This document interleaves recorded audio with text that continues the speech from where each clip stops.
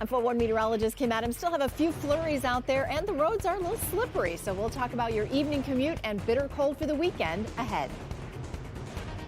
Also, first at 4, arson arrests. We have an update on the case surrounding this doorbell video and what comes next. Plus, Paula is serving up something special.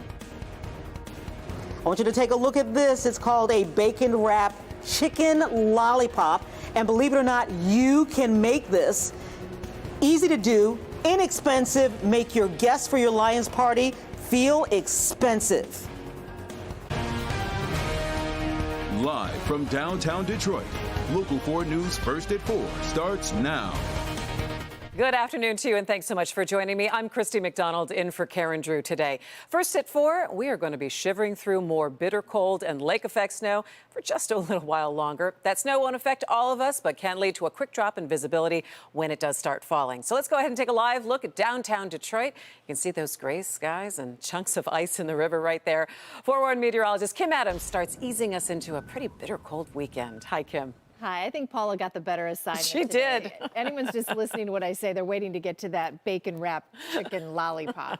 We've got flurries on Exact Track 4D radar and cold temperatures. Not as cold as we've been, but it's still chilly. 22 downtown, 16 in Pontiac, 20 in Mount Clemens. Arctic air is settling itself in. Wind chills are already down to the single digits. Feels like it's 2 in Pontiac, 5 in Mount Clemens, 9 at Metro, and 11 in Monroe and city airports. Tomorrow, we start out at 3 degrees, but our wind chills tomorrow morning will be 15 degrees below zero, maybe even 18 degrees. We don't have a wind chill advisory as of yet. We're right on that cusp of having an advisory issued, but as of right now, there is no advisory for tomorrow. But regardless, it is bitterly cold tomorrow. Our high reaches 20 degrees. We'll have mostly cloudy skies throughout the day, but there is finally some hope. We've got 2 more days with temperatures below normal. Throughout the entire weekend, we'll be in the 20s, but then Monday we get to 32, and look what happens a week from today. We'll be at 40. We'll talk about that coming up. All right, holding out for the 40s. Thanks so much, Kim. We'll see you in a bit. The video of a possible arson is shocking to watch, but now police have confirmed 2 people are under arrest. We showed you the doorbell video from Detroit's West Side last night on Local 4 News at 11. You can see what appears to be 3 people dousing the porch with gasoline before setting it on fire. It happened in the area of the Lodge in Livernois. Now, the family who lives there is okay, but the mom says she's worried for their safety. The case has been sent to prosecutors for possible charges. Well, Ford is shifting its production priorities, and it's another sign that customer demand for EV trucks seems to be slowing. The automaker says it will cut production of the F-150 Lightning at the Rouge Electric Vehicle Center in Dearborn, which means it is going down to 1 shift on April 1st.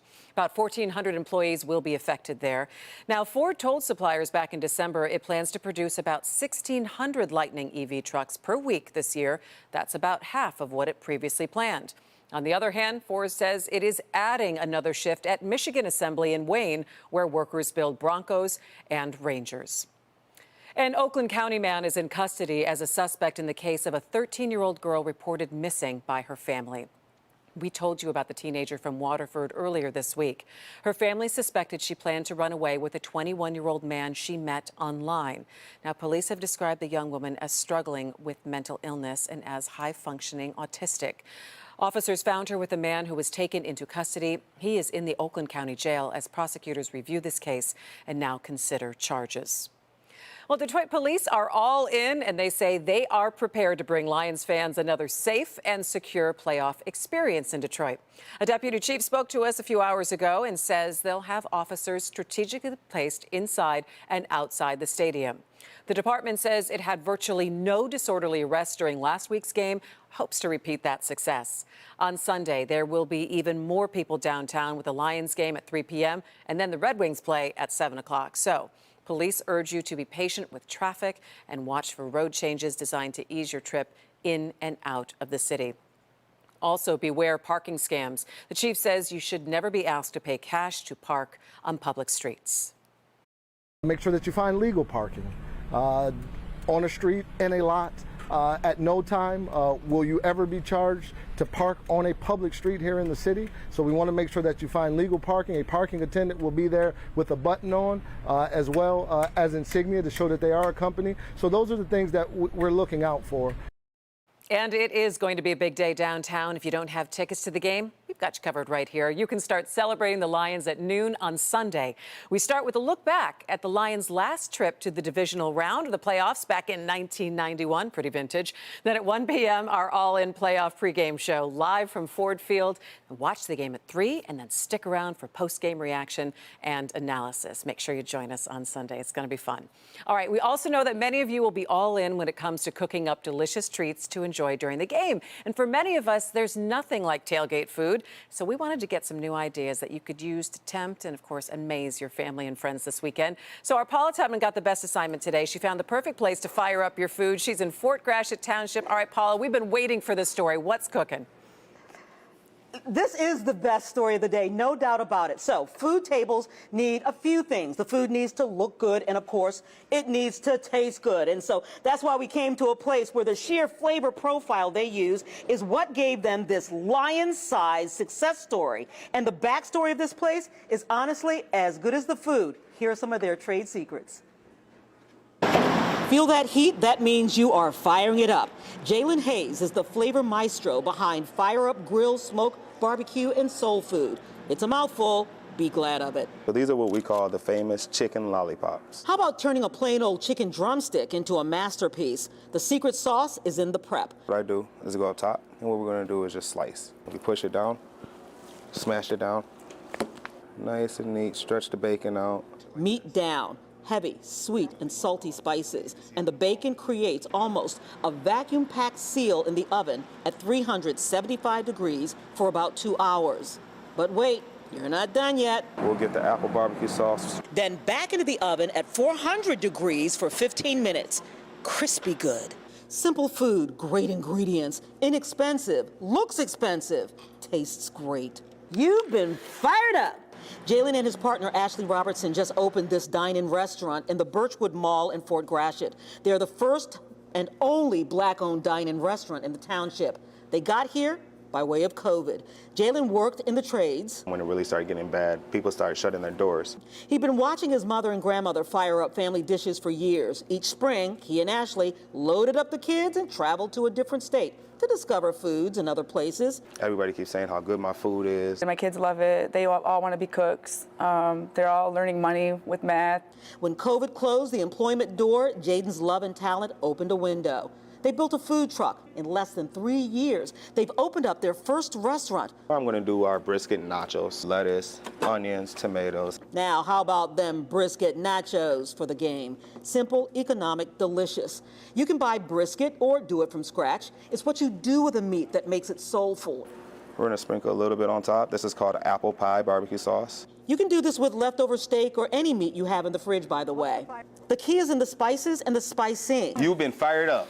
Here's your big fire-up secret for this one. It's all in the presentation. It doesn't take much to make it look big. I mean, a lot of stuff isn't that hard. You just got to really take your time with it. There's a lot of simple dishes that are good dishes that, are cheap but look expensive. Chicken lollipop. That taste expensive but aren't expensive to make.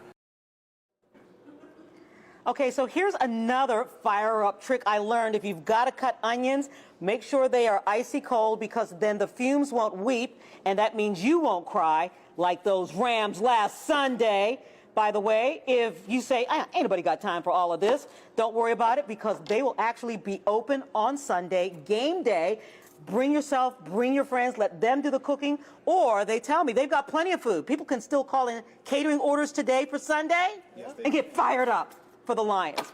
Christy? Yeah, that's right. We are fired up. We'll take 24 of those chicken lollipops back here in the newsroom. All right, Paula? You tell them thanks so much. Christy wants 24. All right, thanks so much, Paula. All right, when it's cold outside, you can snuggle up with one of these official Herman Lowe blankets created by Detroit Lions legends Herman Moore and Lomas Brown. 2 WDIV insiders will win blankets this weekend, so you got to go to clickondetroit.com to enter. We're going to pick the winners live during our pregame show on Sunday. Well, we have breaking news for you now here on new criminal charges against actor Alec Baldwin. A grand jury in New Mexico has indicted him for involuntary manslaughter in that movie set shooting that left cinematographer Helena Hutchins dead.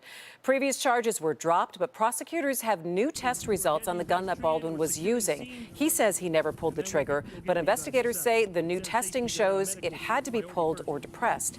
Now, Baldwin could challenge those results as the gun had to be reassembled after parts of the pistol were broken during testing by the FBI.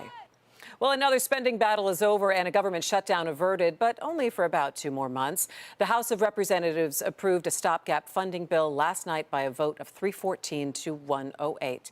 Most of the opposition came from more conservative Republicans, forcing moderates to work with Democrats in this case. Now, the temporary bill runs through March 1st for some agencies and March 8th for others. Congress has been unable to come up with a plan for the entire fiscal year, which actually started back in October. Current deadline was tonight, but President Biden just signed the bill this afternoon, kicking the can down the road yet again. All right, still much more to come. Kim is back with a full weekend forecast, and we're going to talk about a new landing on the moon. Plus, tired of running the post office or a shipping company to send back clothes that you bought online that don't fit? Well, voila, we'll show you what the French are trying.